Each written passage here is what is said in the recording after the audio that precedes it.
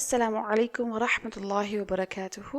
رب اشرح لی صدری ویسر لی امری واحلل عقدۃ من لسانی یفقہوا قولی. ربنا زدنا علما اللہم فقہنا فی الدین. الہی آمین. الحمدللہ اسلامک منتھس کی سیریز ہماری آگے بڑھتی جا رہی ہے. لاسٹ ٹاپک ہمارا ربیع الاول کا مہینہ اور عید میلاد النبی کا تھا. آج کا ٹاپک ہے ہمارا ماہ رجب، اور اس میں بھی اسپیشل وہ خاص ایک ایونٹ ہے جسے ہم شب معراج کے نام سے جانتے ہیں. اس کو ہم یہاں ذرا ریمائنڈ کریں گے. آئیے اس مہینے کی حقیقت قرآن اور سنت کی روشنی میں کیا ہے اسے سمجھتے ہیں. سب سے پہلے یہ جاننا ضروری ہے کہ شب معراج سے ریلیٹڈ ہمارے معاشرے میں کیا کچھ ہوتا ہے. تو 27 کی رات کو جاگا جاتا ہے اور عبادت کی جاتی ہے، 27ویں رجب. پھر نیکسٹ ڈے 28ویں رجب کا روزہ رکھا جاتا ہے. وجہ کیا؟ وجہ یہ ہے کہ رسول اللہ صلی اللہ علیہ وسلم نے اس رات کو معراج کا سفر کیا تھا. پھر دیکھیں امام جعفر کے نام پر کنڈے بھرتے ہیں، یہ 22ویں رجب کو کیا جاتا ہے. کچھ لوگ پورا مہینہ روزہ رکھتے ہیں، آتش بازی کرتے ہیں، حلوہ بناتے ہیں، نوافل ادا کرتے ہیں، اسپیشلی 27ویں رجب کی رات کو کچھ مخصوص صورتوں کے ساتھ. فار ایگزامپل 3 بار قل هو اللہ احد، یا 27 بار قل هو اللہ احد، یا بہت سی روایتیں ہیں ایسی جو کہ سیلف کریٹڈ ہیں. پھر دیکھیں عمرہ کرتے ہیں، اسپیشلی اسی منتھ میں. مردوں کی عید سمجھا جاتا ہے، اور بھی بہت سے کچھ ایسے رسم و رواج ہیں جو کہ کیے جاتے ہیں. یاد رکھیے گا، ریئل دین جو حقیقی دین ہے وہ اللہ سبحانہ وتعالیٰ اور رسول اللہ صلی اللہ علیہ وسلم نے ہمیں سکھا دیا، بتا دیا ہے. ضروری نہیں جو پرانے زمانے سے لوگ کرتے آ رہے ہوں، یا ہمارے بڑے، ہمارے بزرگ، ہمارے باپ دادا کرتے آ رہے ہوں، یا وہ سب چیزیں جو آج عام معاشرے میں ہیں، جو فیشن ہے، وہی سب صحیح ہے. کیوں؟ کیونکہ سب لوگ کر رہے ہیں. نہیں، یہ معیار نہیں ہوگا. معیار یہ ہوگا کہ سورسز آف اتھارٹی صرف اور صرف قرآن اور سنت ہو. لوگوں کو کوئی حق نہیں کہ وہ دین میں نئی نئی باتیں پیدا کر دیں. سورہ المائدہ آیہ نمبر 3 میں اللہ سبحانہ وتعالیٰ فرماتے ہیں الیوم اکملت لکم دینکم، آج میں نے تمہارے لیے تمہارا دین کامل کر دیا.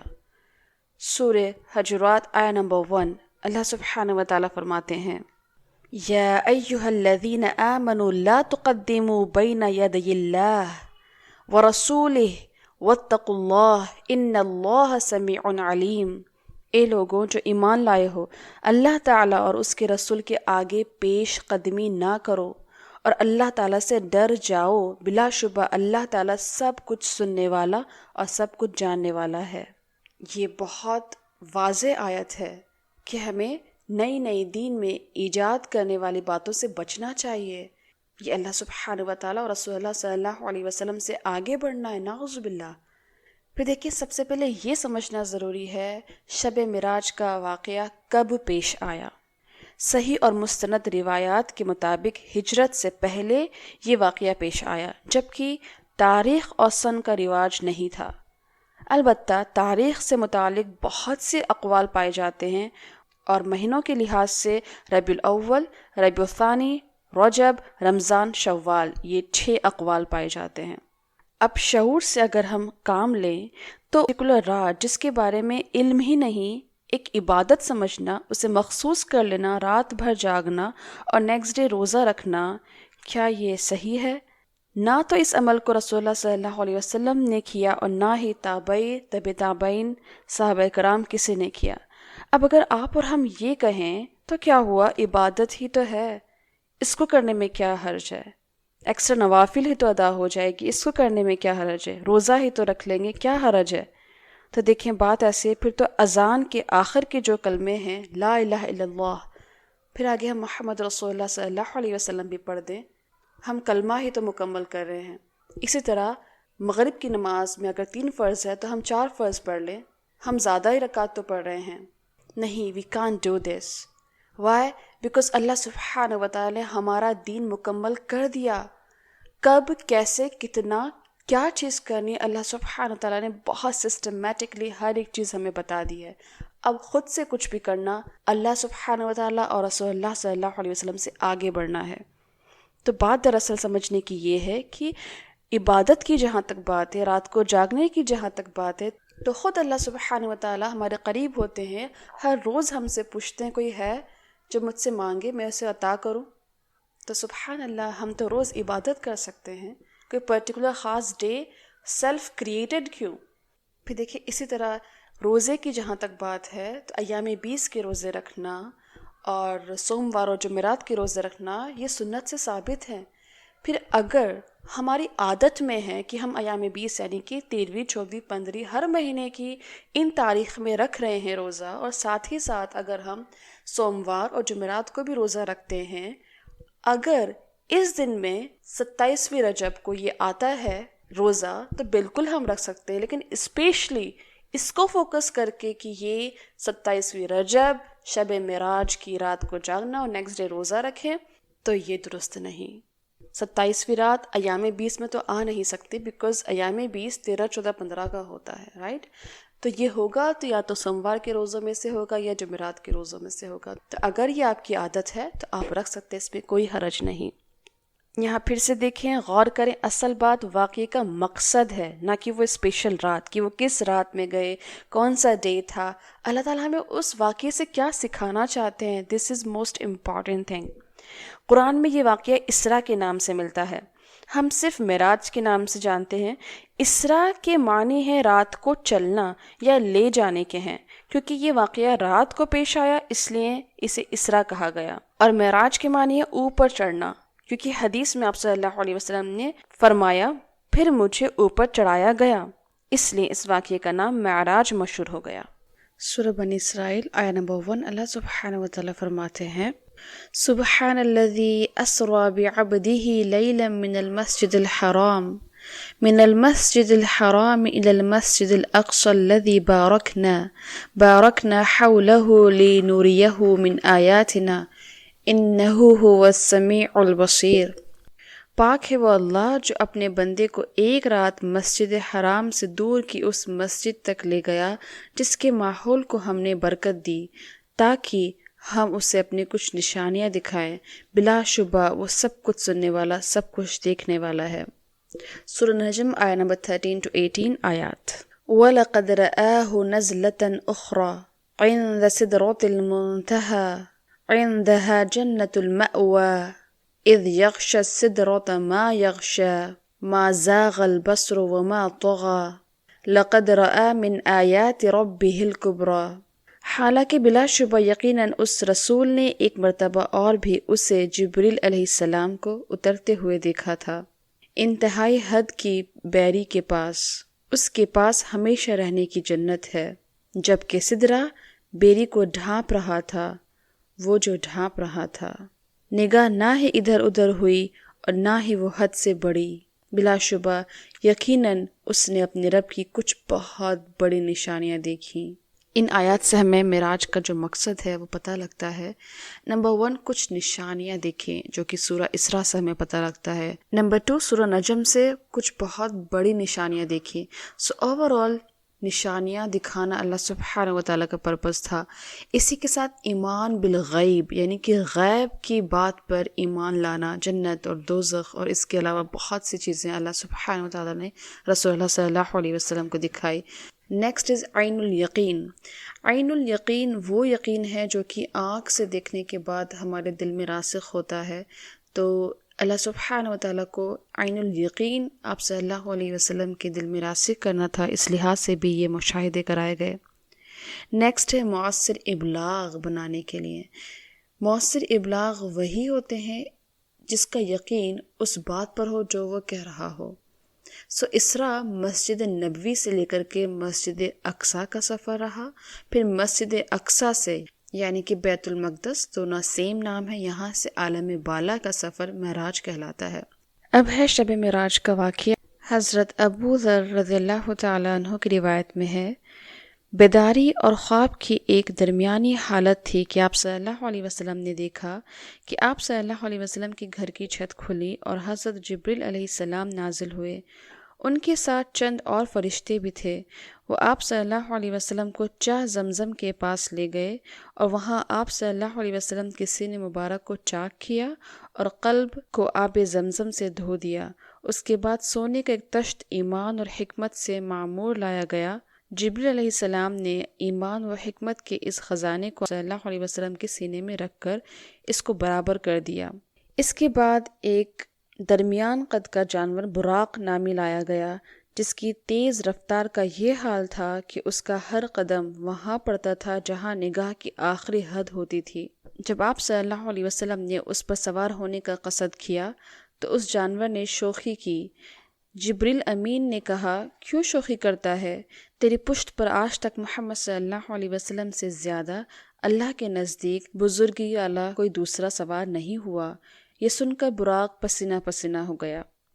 الغرض آپ صلی اللہ علیہ وسلم اس پر سوار ہوئے اور بیت المقدس آئے اور براق کو اس قلابہ میں باندھا جہاں سابقہ انبیاء اپنی سواریوں کو باندھا کرتے تھے۔ آپ نے مسجد اقصی کے اندر قدم رکھا اور وہاں 2 رکعت نماز ادا کی۔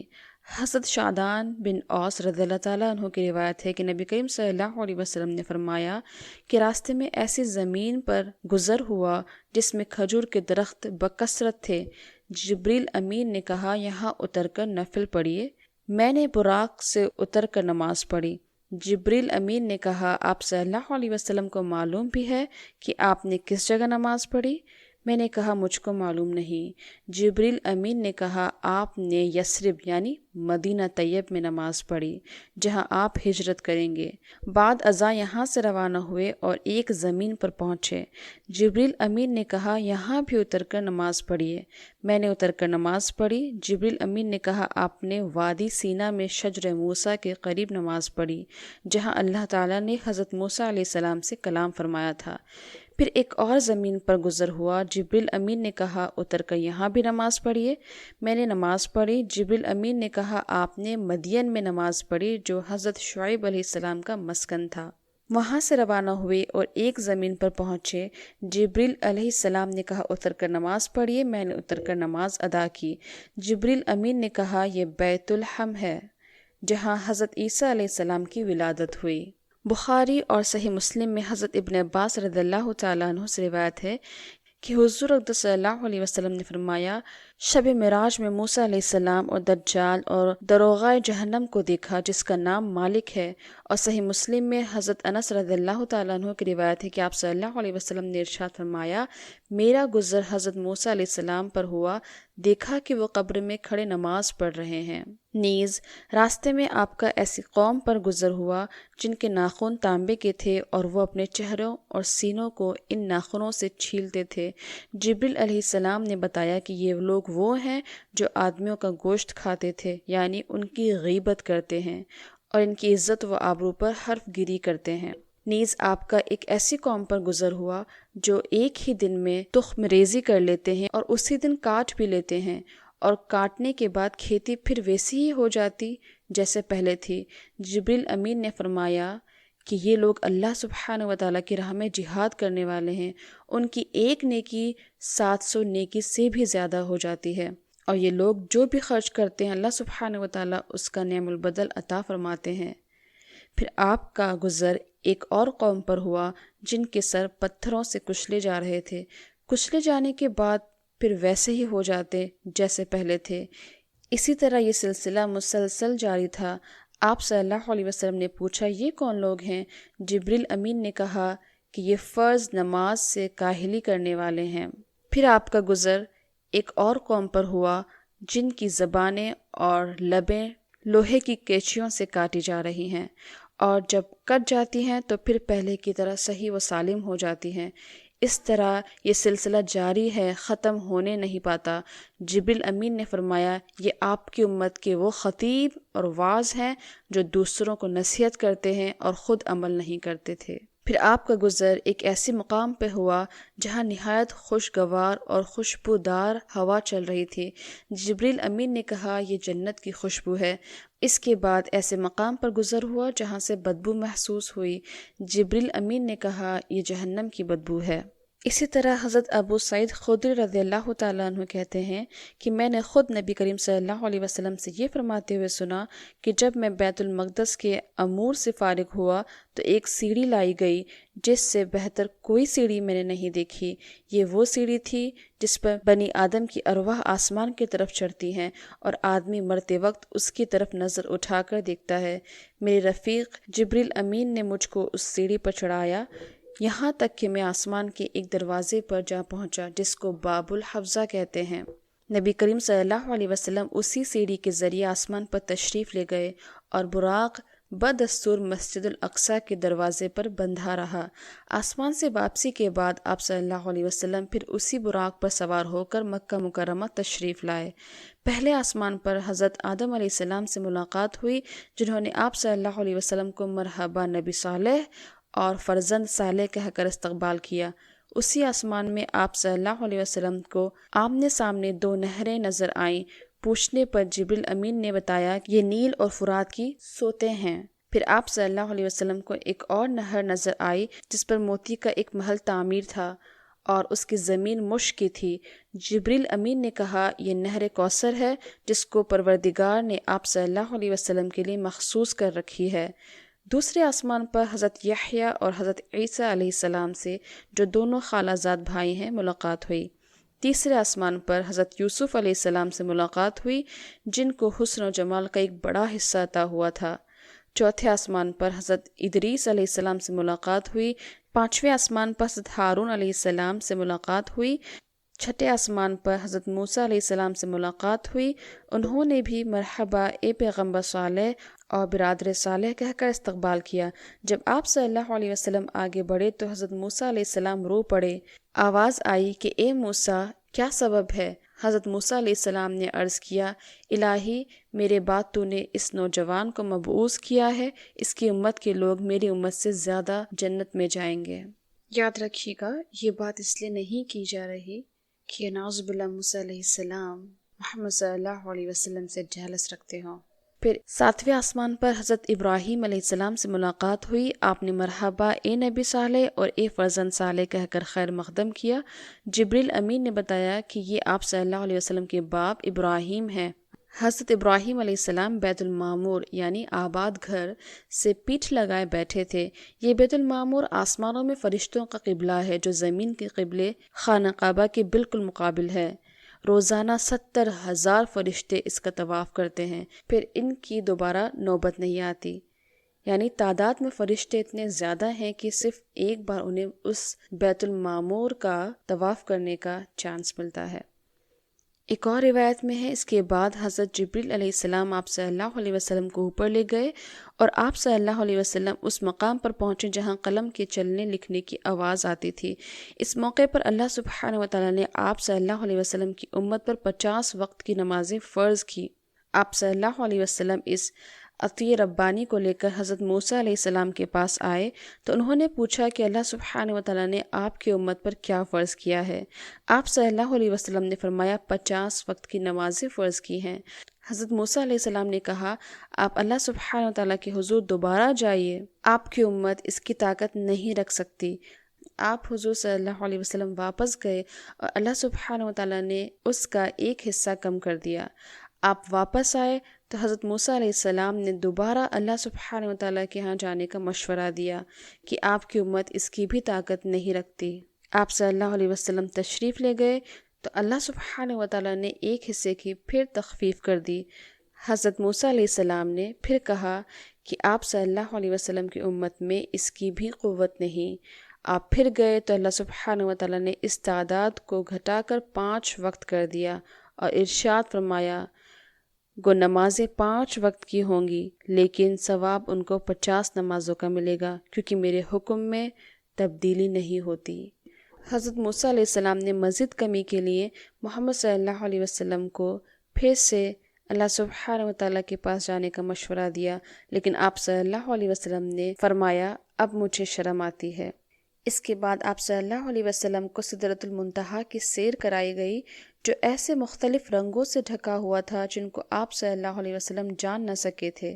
پھر آپ کو مزید عروج ہوا اور ایسے بلند مقام پر پہنچے جہاں لکھنے کے وقت قلم کی جو آواز پیدا ہوتی ہے سنائی دی اور اس مقام پر خداوندی میں حاضر ہوئے۔